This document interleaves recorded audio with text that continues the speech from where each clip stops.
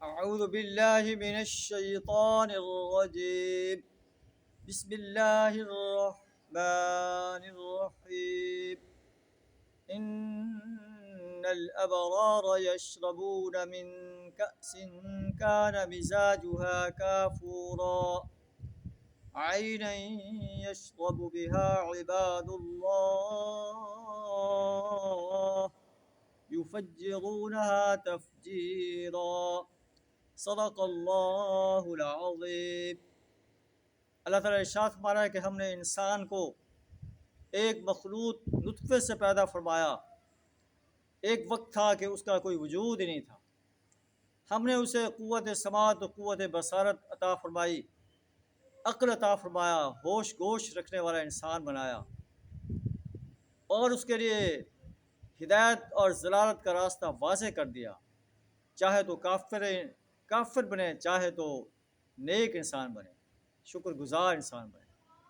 کافر انسانوں کے لیے زنجیریں ہیں، طوق ہے، جہنم کی آگ ہے، اور جو نیک انسان ہیں یشربون من کأس کان مزاجها کافورا، جنت میں شراب کے ایسے ساغر پئیں گے جن میں آب کافور کی آمیزش ہوگی۔ یہ ایک بہتا چشمہ ہوگا جس کے پانی کے ساتھ اللہ کے بندے شراب پئیں گے، جہاں چاہیں بسہولت اس کی شاخیں نکال لیں گے۔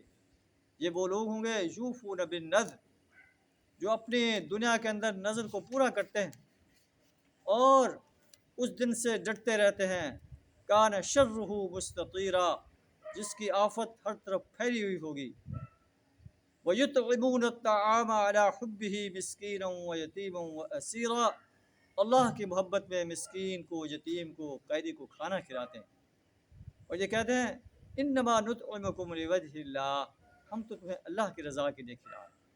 لا نرید منکم جزاء ولا شکورا، ہم تم سے کوئی بدلہ نہیں چاہتے، کوئی شکریہ نہیں چاہتے، ہمیں تو اس دن کا خوف ہے۔